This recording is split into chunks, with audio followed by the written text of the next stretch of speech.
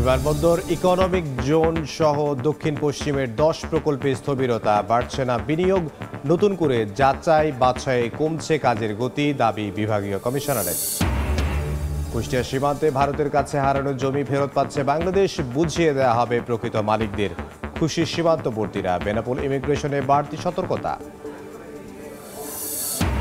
প্রতিটি ভোটার তালিকা যাচাই করবে নির্বাচন কমিশন, ভুয়া ভোটার হিসেবে বাদ যাচ্ছে মৃতদের নাম, বিদেশিদের প্রতারণার মাধ্যমে তালিকায় ঢোকা বন্ধের আশ্বাস। এবং ঘুরে দাঁড়াচ্ছে চিংড়ি রফতানি, বছর ব্যবধানে জুলাই ডিসেম্বরে বেড়েছে 2247 টন, ধারাবাহিকতা রাখতে মানসম্মত উৎপাদন ধরে রাখার তাগিদ।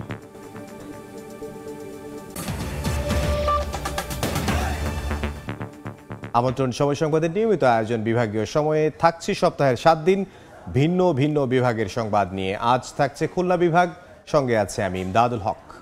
দুটি বিশ্ববিদ্যালয়, ইকোনমিক জোন, বিমানবন্দর নির্মাণ সহ খুলনা অঞ্চলে স্থবির হয়ে আছে অন্তত 10টি উন্নয়ন প্রকল্প। এতে স্বাস্থ্য, শিক্ষা, অর্থনীতি সহ এই অঞ্চলের সম্ভাবনাগুলো দেখছে না আলোর মুখ, বাড়ছে না দেশি বিদেশি বিনিয়োগও। প্রকল্পগুলোর কাজ দ্রুত বাস্তবায়নের দাবি এলাকাবাসীর। প্রশাসন বলছে, নতুন করে সব প্রকল্প যাচাই বাছাইয়ের কারণে কাজে কিছুটা দেরি হচ্ছে। নেমর হোসেন কোচির ছবিতে আব্দুল্লাহ আল মামুন রুবেলের প্রতিবেদন। দক্ষিণাঞ্চলের স্বাস্থ্য খাত উন্নয়নে 2021 সালে খুলনায় স্থাপিত হয় মেডিকেল বিশ্ববিদ্যালয়। উপাচার্য সহ নিয়োগ দেওয়া হয় বেশ কয়েকজন কর্মকর্তা কর্মচারী, কিন্তু স্থায়ী জায়গা না থাকায় গত 3 বছর ধরে বিশ্ববিদ্যালয়ের কার্যক্রম চলছে ভাড়া বাড়িতে। বিশ্ববিদ্যালয়টির স্থায়ী ক্যাম্পাসের জন্য আরংঘাটা এলাকায় 1847 কোটি টাকা ব্যয়ে ভূমি অধিগ্রহণ ও ভূমি উন্নয়ন প্রকল্প গত বছর মে মাসে একনেকে পাশ হয়। প্ল্যানিং মন্ত্রণালয় থেকে আবার স্বাস্থ্য মন্ত্রণালয়কে একটা নির্দেশনা দেওয়া হয় যে এই প্রজেক্টের যে বিস্তারিত তথ্য এবং মতামত চাওয়া হয়, সেই মতামতও আমরা দিয়েছি। একই অবস্থা খুলনা কৃষি বিশ্ববিদ্যালয়ের। প্রতিষ্ঠার 9 বছর আর শিক্ষা কার্যক্রম শুরুর 5 বছর পেরিয়ে গেলেও এখনো স্থায়ী ক্যাম্পাস তৈরি হয়নি বিশ্ববিদ্যালয়টির। বিশ্ববিদ্যালয়ের স্থায়ী ক্যাম্পাসের যে ডিপিপিটি, এটি বর্তমানে প্রক্রিয়াধীন আছে। একই অবস্থা বিভিন্ন বাণিজ্যিক প্রতিষ্ঠানেও। 2017 সালে খুলনায় ইকোনমিক জোন গড়ে তোলার উদ্যোগ নেওয়া হয়। 2 দফা বটিয়াঘাটা ও রূপসায় স্থান নির্ধারণের পরেও নানা জটিলতায় আলোর মুখ দেখেনি প্রকল্পটি। ভূমি অধিগ্রহণ শেষে সীমানা প্রাচীর নির্মাণ হলেও বাগেরহাটের রামপালে খানজাহান আলী বিমানবন্দর নির্মাণের অগ্রগতি নেই 3 বছর ধরে। টেক্সটাইল মিলের জমিতে পরিকল্পনায় বন্দী থিম পার্ক, প্রস্তাবনায় আটকে যশোর মোংলা সড়কের 6 লেন উন্নতিকরণ সহ অন্তত 10 প্রকল্পের কাজ। এটাকে যদি আরো দ্রুত এবং গতিশীল করা না যায়, তাহলে কিন্তু আমাদের অর্থনৈতিক সেই কাঙ্ক্ষিত উন্নয়ন সম্ভব না। তবে নতুন করে সব প্রকল্প যাচাই বাছাইয়ের কারণে কাজ কিছুটা দেরি হচ্ছে বলে দাবি প্রশাসনের। আর্থসামাজিক উন্নয়ন হয়, এই বিষয়ে সরকার প্রয়োজনীয় পদক্ষেপ নেবে। সবশেষ 2023-24 অর্থ বছরে নতুন করে 16টি প্রতিষ্ঠান এ অঞ্চলে বিনিয়োগের জন্য নিবন্ধিত হয়েছে। দেশি বিদেশি বিনিয়োগকে আকৃষ্ট করে কর্মসংস্থান সৃষ্টিতে পরিকল্পনায় থাকা প্রকল্পগুলো দ্রুত বাস্তবায়নের তাগিদ এ অঞ্চলের মানুষের। আব্দুল্লাহ আল মামুন রুবেল, সময় সংবাদ, খুলনা। এ নিয়ে আলোচনার জন্য এই মুহূর্তে খুলনার বৈকালী এলাকায় আছেন সহকর্মী আব্দুল্লাহ আল মামুন রুবেল, তার সঙ্গে যুক্ত হচ্ছেন অর্থনীতিবিদ অধ্যাপক আনোয়ারুল কাদির। সরাসরি চলে যাচ্ছে রুবেলের কাছে। রুবেল, খুলনা অঞ্চলে বেশ কিছু গুরুত্বপূর্ণ প্রকল্প গত কয়েক বছর ধরে এক প্রকার স্থবির হয়ে পড়ে রয়েছে। ফলে এই অঞ্চলে যে কাঙ্ক্ষিত অর্থনৈতিক অগ্রগতি, কর্মসংস্থান সৃষ্টি, এগুলো আসলে হচ্ছে না। যোগাযোগ মাধ্যম সহজ হওয়ার ফলে যে অর্থনৈতিক সম্ভাবনা দেখা দিয়েছিল, এসব প্রকল্প আলোর মুখ না দেখায় সেসব অর্থনৈতিক সম্ভাবনা কিন্তু আসলে সেভাবে ফুটে উঠছে না। এসব প্রকল্পের অর্থনৈতিক গুরুত্ব নিয়ে এখন আমরা আলোচনা করবো এই অঞ্চলের বিশিষ্ট অর্থনীতিবিদ অধ্যাপক ডক্টর আনোয়ারুল কাদির স্যারের সঙ্গে। স্যার, আপনাকে স্বাগত জানাচ্ছি। শুরুতে একটু জানতে চাচ্ছি যে আমরা এই অঞ্চলের অর্থনৈতিক বিভিন্ন প্রকল্পের পাশাপাশি শিক্ষা, স্বাস্থ্য খাতের উন্নয়ন প্রকল্পগুলো বেশ কয়েক বছর ধরে স্থবির হয়ে পড়েছে, আপনি নিশ্চয়ই জানেন। এর মধ্যে ইকোনমিক জোন বা খানজাহান আলী বিমানবন্দর। একটু যদি আলাদা করে জানতে চাই, এইসব প্রকল্পের মধ্যে কোন প্রকল্পগুলোকে আপনারা একটু বেশি গুরুত্বপূর্ণ মনে করছেন এই অঞ্চলের অর্থনৈতিক সম্ভাবনা বৃদ্ধির জন্য? প্রকৃতপক্ষে বাংলাদেশের দক্ষিণ পশ্চিম অঞ্চলের সবচেয়ে বড় যে নগরী খুলনা, এর কোনো প্রকল্পকে আমরা বলবো না যে এটা কম গুরুত্বপূর্ণ। এখানে শিক্ষা, স্বাস্থ্য, অবকাঠামো, যাতায়াত, যোগাযোগ সবগুলোই কিন্তু একটা আরেকটার উপরে নির্ভরশীল, এবং আমরা কখনোই বলতে পারবো না যে স্বাস্থ্যের এই খাতটি চেয়ে শিক্ষার এই খাতটি অধিক গুরুত্বপূর্ণ।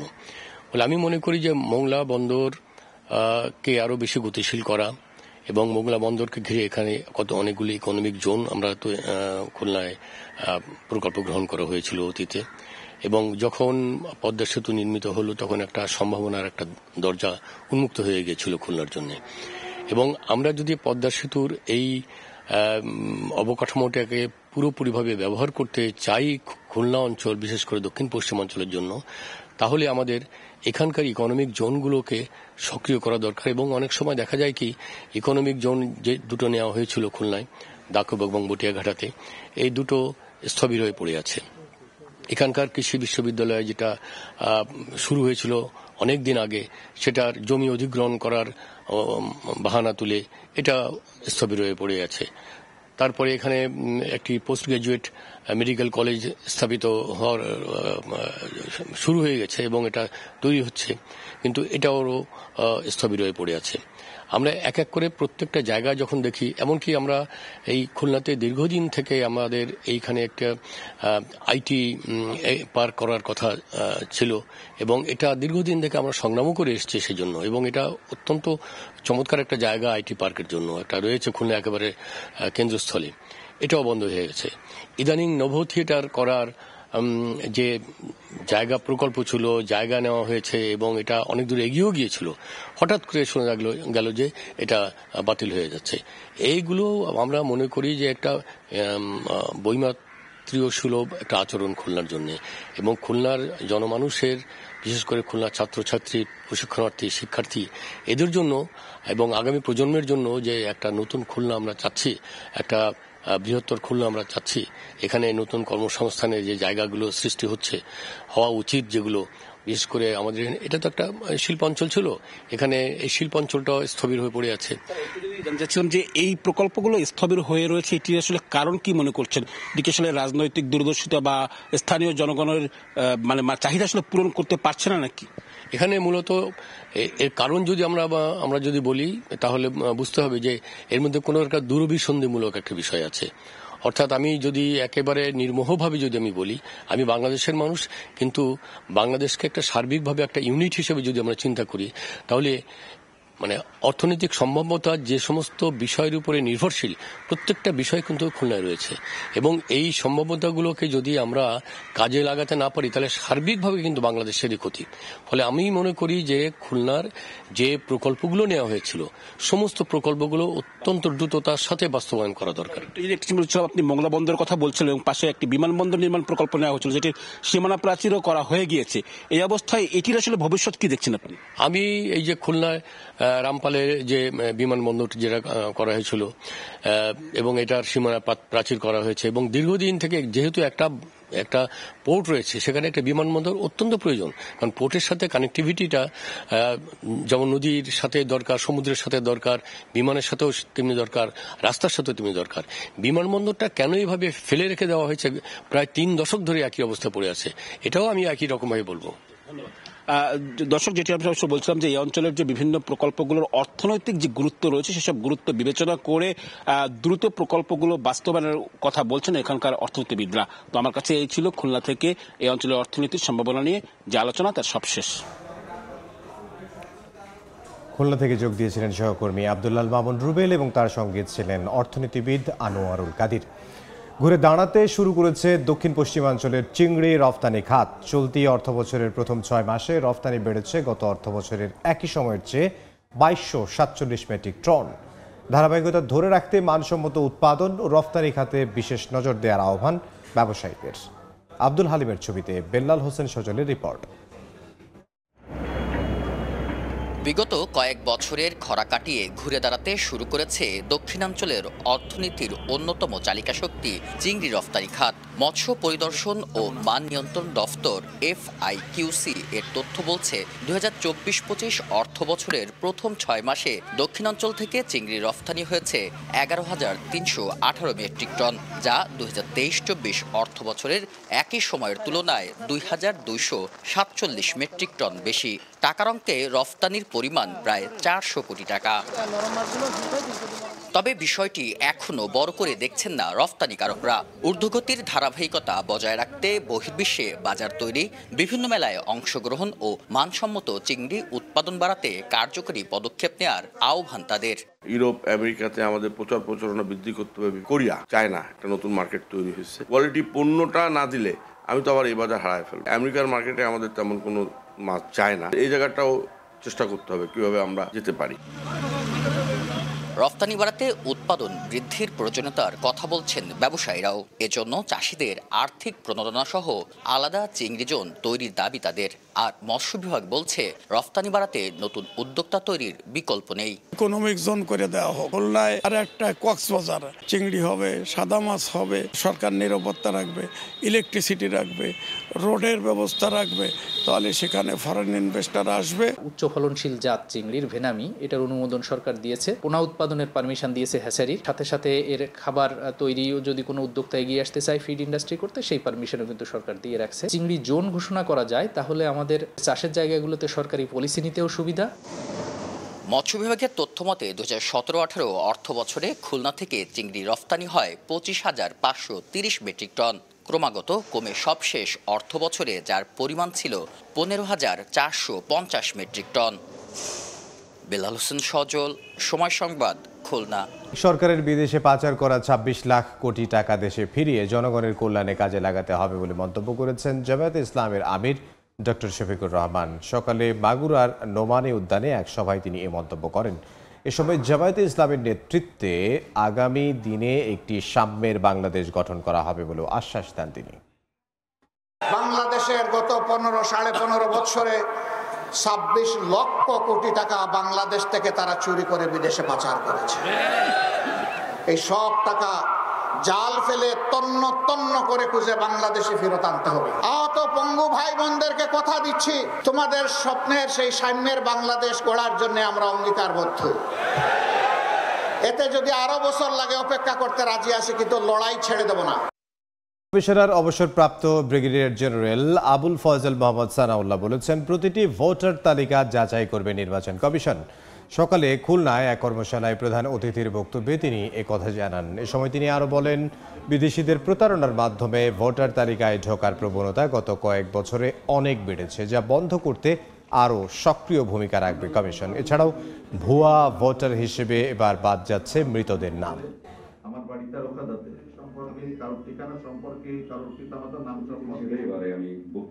আমরা পূর্ণাঙ্গ ভোটার তালিকা নিয়ে বাড়ি বাড়ি যাব, একটি একটি করে ভোটারের তালিকা চেক করে দেখব যে এটা ঠিক আছে না ঠিক নাই। নতুন কমিশন দায়িত্ব গ্রহণ করেছে নতুন প্রেক্ষাপটে, যাতে করে ভবিষ্যতে আমাদের এই যে সন্দেহ, এই সন্দেহ যেন আমরা দূর করতে পারি, আর এই বিষয়গুলো যেন আবার এভাবে না আসে, ভুয়া ভোটার তালিকা ইত্যাদি ইত্যাদি।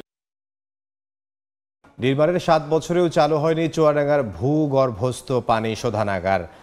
পৌরসভার তথ্য মতে ভূগর্ভস্থ পানি শোধনাগার ও ওভারহেড পানির ট্যাঙ্ক নির্মাণে ব্যয় হয় 10.5 কোটি টাকা।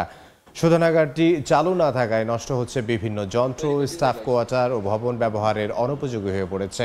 এলাকাবাসী জানান, বাধ্য হয়ে পাইপলাইনের মাধ্যমে সরবরাহ করা নোংরা পানি ব্যবহার করছেন তারা। শিগগিরই শোধনাগারটি চালুর দাবি তাদের। দ্রুত এ ব্যাপারে ব্যবস্থা নেওয়ার আশ্বাস পৌর কর্তৃপক্ষের।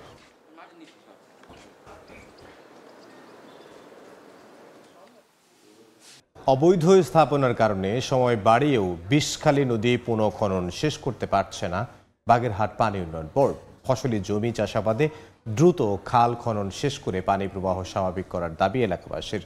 পানি উন্নয়ন বোর্ড বলছে, নদী খননের আগে জরিপের পর কিছু অবৈধ স্থাপনা গড়ে তোলে প্রভাবশালীরা।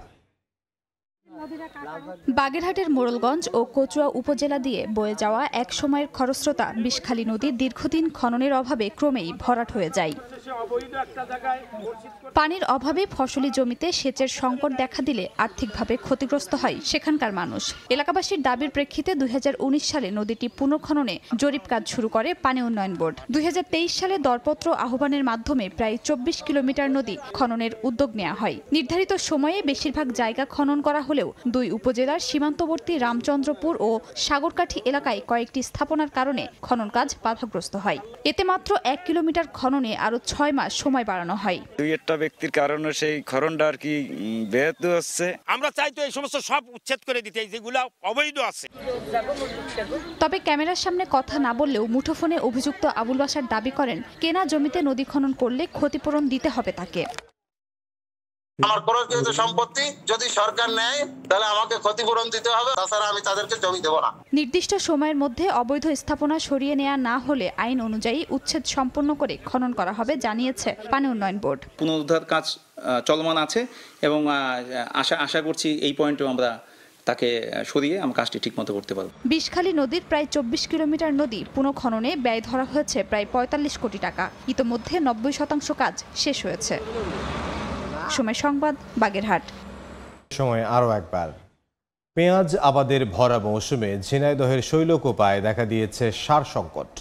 কৃষকদের অভিযোগ, ডিলারদের কাছে গিয়ে মিলছে না সার, তবে চাহিদা অনুযায়ী সার সরবরাহের দাবি ডিলারদের। এদিকে কৃষি বিভাগ উল্টো অভিযোগ করে বলছে, পরবর্তী চাষাবাদের জন্য সার মজুদ রেখে কৃত্রিম সংকট তৈরি করছে কৃষক।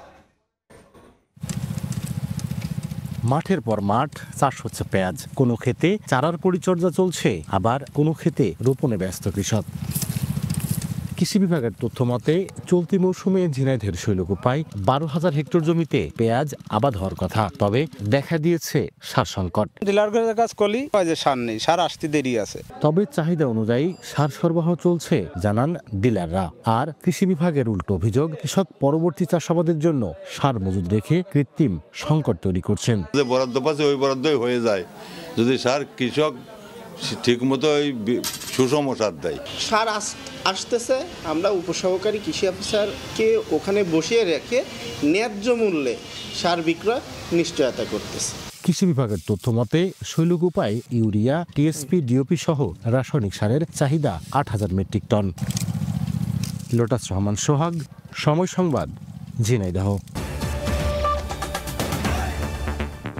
এই ছিল বিভাগীয় সময়ে। আগামীকাল থাকবো ঢাকা বিভাগের আয়োজন নিয়ে, সঙ্গে থাকুন সময়।